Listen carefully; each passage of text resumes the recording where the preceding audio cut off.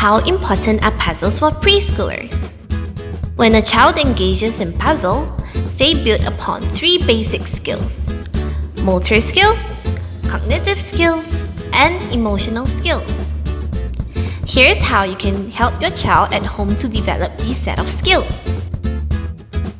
Firstly, use a marker to draw out puzzle lines with simple curves to create a 5-piece puzzle. Then, write and draw something on the paper between the lines. Once you are done, cut them into pieces following the puzzle lines. Allow your child to piece the puzzle together on top of the template to find out the hidden picture and message.